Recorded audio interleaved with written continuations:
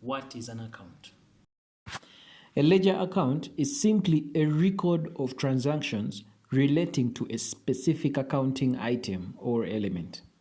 Now, by accounting item or accounting element, I could mean an asset or a liability or equity or expense or revenue item.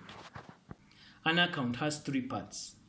We have a title, we have the left-hand side of the account, which is called the debit side. Then we have the right-hand side.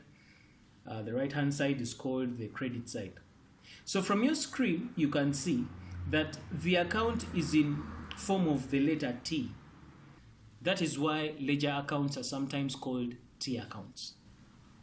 So if you are to look at the T account or this ledger account a bit closer, the debit and the credit side of this account contain this kind of information. Let's explore the information contained in an account in detail. This information is classified in terms of columns. So we have what we call the date column, and definitely the date column records the date when the transaction took place. Then we have what we call the details or particulars column. In this details or particulars column, we record the information regarding the other account that has been affected in a transaction.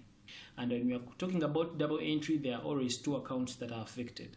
So when we are trying to fill in the account, that bit, that part of the details or the particulars column is where we write information about the second account that has been affected. We'll look at that a bit later. Then we had what we call the folio column. The folio column simply records the location of the other account where the double entry has been completed.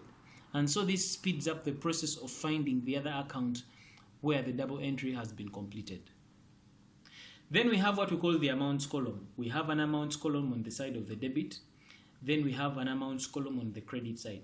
And of course, at the amounts, that is where we write the actual figure of the transaction. If you go and buy a hen and the hen costs you 10,000 shillings, the 10,000, the figure is written in the amounts column. Now, at the top of the amounts column, we normally put the unit of the currency that we are using in brackets.